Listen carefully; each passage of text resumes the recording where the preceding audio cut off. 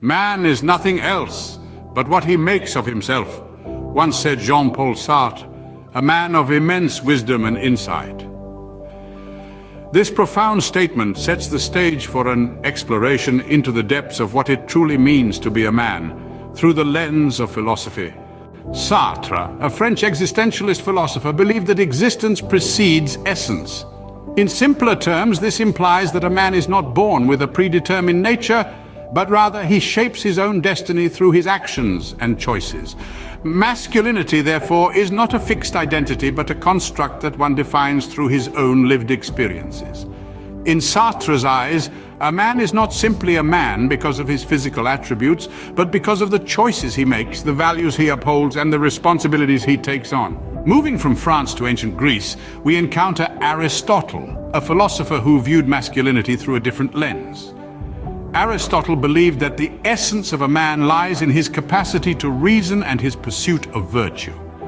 For Aristotle, masculinity is not about physical strength or dominance, but about moral strength and intellectual prowess. A true man, in Aristotelian terms, is he who seeks wisdom, courage, and justice. He is a man of character, guided by reason and committed to the pursuit of virtue. Fast forward a few centuries to the Enlightenment era, where we meet Immanuel Kant, a German philosopher with his own unique take on masculinity. Kant argued that manhood is about autonomy and moral responsibility. According to Kant, a man is not defined by his physicality or his emotions, but by his ability to exercise rational judgment and uphold moral principles. A real man, in Kant's view, is he who respects the autonomy of others, acts out of duty, and strives for the universal good. Lastly, we find Friedrich Nietzsche, a philosopher who challenged traditional notions of masculinity. Nietzsche believed that masculinity is about the will to power, the drive to overcome, and the courage to embrace one's individuality.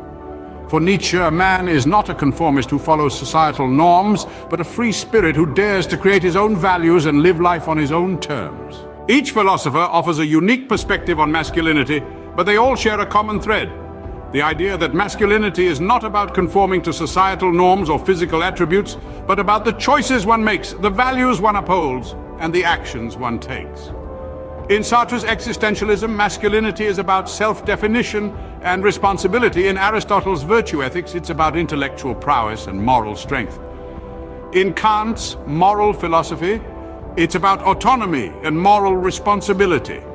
And in Nietzsche's will to power, it's about individuality and the courage to overcome. These philosophical perspectives challenge us to rethink our understanding of masculinity and to consider that perhaps being a man is less about physical strength and dominance and more about moral courage, intellectual prowess, personal responsibility, and individuality. In the end, it's not about what society tells us to be, but about what we choose to be. As Sartre said, man is nothing else but what he makes of himself. So, what kind of man will you choose to be?